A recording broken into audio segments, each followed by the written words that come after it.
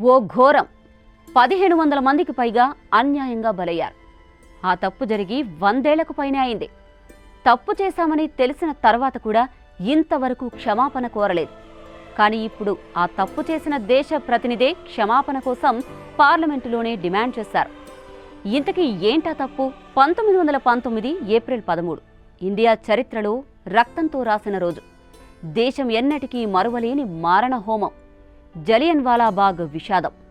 శాంతి, సంపద, సంతోషానికి సంకేతంగా నిలిచే పండుగ బైశాఖీ రోజున వేలాది మంది అమృత్సర్లోని జలియన్వాలాబాగ్లో ఒకే చోట కలిశారు.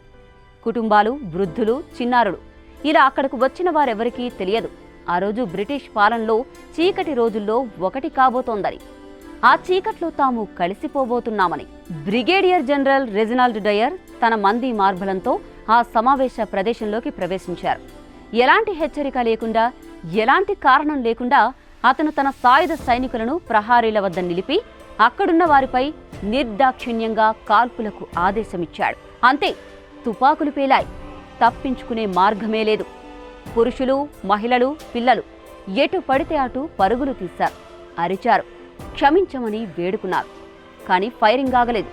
10 నిమిషాల పాటు 1650 రౌండ్ల బుల్లెట్లు అమాయకులపై కురిశాయి. ఈ దుర్ఘటనలో వేలాది మంది ప్రాణాలు పోయాయి. అంతేకాదు, తీవ్రంగా గాయపడ్డవారైతే లెక్కే లేదు. అధికారిక బ్రిటిష్ రికార్డుల ప్రకారం 379 మంది మృతి చెందారు. కానీ వాస్తవానికి 1500 మందికి పైగా ప్రాణాలు కోల్పోయారు.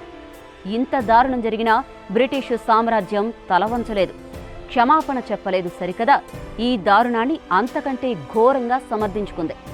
ఇప్పుడు ఈ ఘటన జరిగి 100 సంవత్సరాలు పైనే గడిచినా ఆ ఘటనకు సంబంధించిన బాధ మాత్రం ఇప్పటికీ ఇండియా మోస్తూనే ఉంది. అయితే బ్రిటన్ ఇప్పటికీ నేరాన్ని ఒప్పుకోలేదు. బ్రిటిష్ ప్రభుత్వం నుంచి మాత్రం అధికారిక క్షమాపణ అయితే ఇప్పటికీ రాలేదు.